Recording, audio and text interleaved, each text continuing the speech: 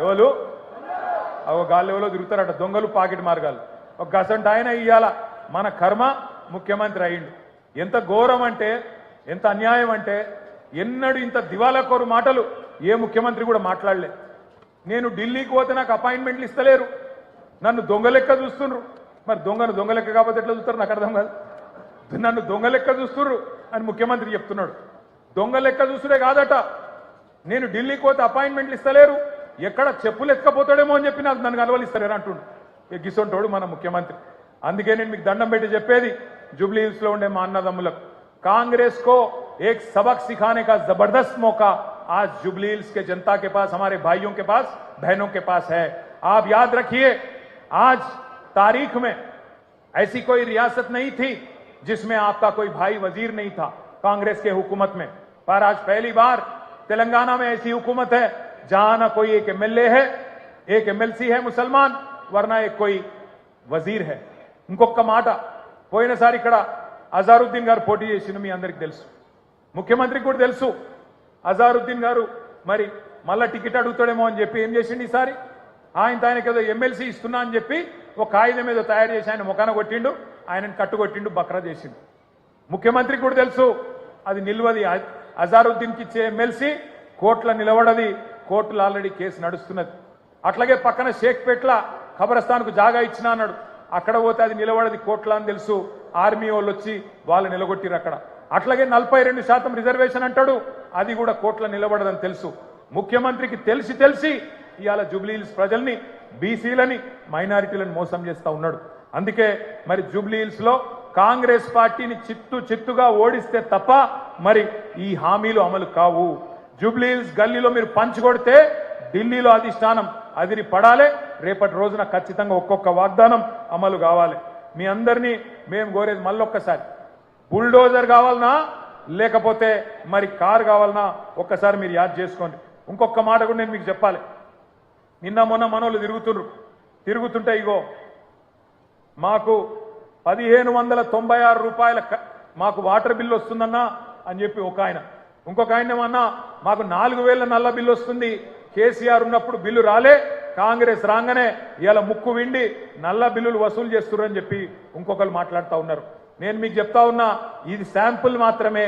హైదరాబాద్ అంతా ఇదే పని చేస్తున్నారు ఇది శాంపుల్ మాత్రమే జిహెచ్ఎంసీ ఎలక్షన్ అయిపోయినాక కేసీఆర్ గారు ప్రవేశపెట్టిన ఫ్రీ వాటర్ స్కీమ్ కూడా కాంగ్రెస్ పార్టీ వాళ్ళు ఎత్తేస్తారు యాద పెట్టుకోండి ఎందుకంటే కాంగ్రెస్ వాళ్ళు పగబట్టిరు హైదరాబాద్ మీద మాకొక్క సీటీఎలే అని పగబట్టి ఇలా హైదరాబాద్ ప్రజల మీద పగ తీర్చుకునే ప్రయత్నంలో ఉన్నారు ఇంకొక పని కూడా చేస్తున్నది కాంగ్రెస్ పార్టీ నిన్న మనోళ్ళు తిరుగుతుంటే ఇదొకటి దొరికింది ఒకటే ఇంట్లో ఈరోజు కాంగ్రెస్ పార్టీ వాళ్ళు ఎందుకంటే మీరు ఎట్లాగూ ఓట్లేరని అర్థమైపోయింది అలా మామూలుగానైతే ప్రజలు బాగా కోపంగా ఉన్నారు ఓట్లేరని అర్థమైంది అందుకే ఒకటే ఇంట్లో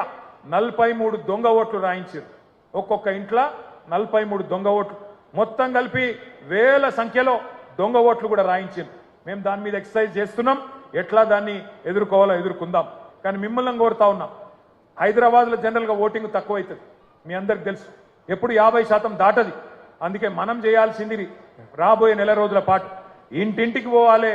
బాకీ కార్డు పట్టుకొని పోవాలి ఎవరైతే మీకు గట్టిగా చెప్తారో అన్న మళ్ళా కేసీఆర్ రావాలి అని వాళ్ళందరినీ కూడా కడుపుల తలబెట్టి అవసరమైతే కాళ్ళు పట్టుకొని అన్నా నువ్వు రా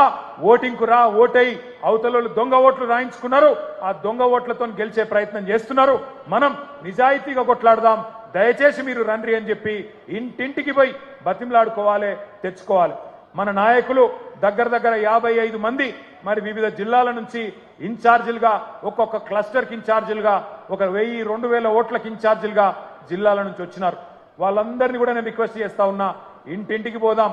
ఒళ్ళు వంచి పని చేద్దాం రాబోయే నెల రోజుల పాటు ప్రజల్లో ఏ కోపం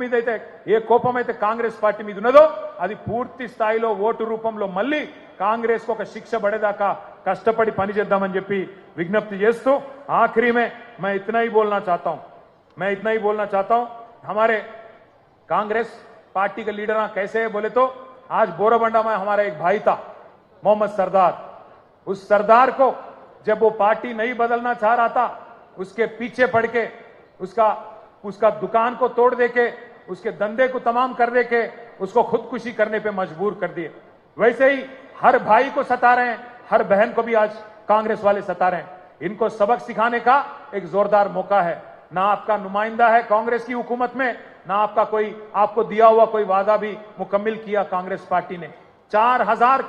करोड़ का बजट बोले थे, आज तक 2000 करोड़ का भी खर्च नहीं किए कांग्रेस पार्टी वाले। वैसे ही आपको वादा किया गया था माइनॉरिटी सब प्लान लाएंगे, आज तक वो भी नहीं करे। बहुत कुछ वादा करे, बट वादों को सब पे मुखर के आज धोखा देने की कोशिश कर रहे हैं। आज तमाम भाइयों से बहनों से हमारी गुजारिश है, आप केसीआर साहब को और उनके जो कैंडिडेट हैं मागंटी सुनीता गोपीनाथ, जो गोपीनाथ साहब की बेवा हैं, उनको आपका मदद करिए, कार के निशान पे वोट दीजिए। 1 महीने के हद तक हम सभी लोग भाई भाई की तरह लड़ेंगे और इंशाअल्लाह जीत के, बहुत अच्छी तादाद से जीत के आपकी खिदमत करेंगे। నెల రోజుల తర్వాత సునీతమ్మ గారు మీ ఎమ్మెల్యేగా మీ ముంగటికి వస్తారు, ఇచ్చిన ప్రతి వాగ్దానాన్ని నిలబెట్టే బాధ్యత ఈ వేదిక మీద ఉన్న మేమందరం కూడా తీసుకుంటామని చెప్పి మీకు విజ్ఞప్తి చేస్తా ఉన్నాం। 2 ఏళ్లలో మళ్ళీ కేసీఆర్ గారి ప్రభుత్వం రాబోతున్నది। ఏ ఒక్క వాగ్దానం కార్యకర్తలుగా మీరు ఇచ్చినా దాన్ని నిలబెట్టే బాధ్యత మేము తీసుకుంటామని చెప్పి మళ్ళొక్కసారి తెలియజేస్తూ మీ అందరికీ మళ్ళొక్కసారి పేరు పేరున నమస్కారాలు తెలియజేస్తూ జై తెలంగాణ, కేసీఆర్ గారి నాయకత్వం, కేసీఆర్ గారి నాయకత్వం। Thank you.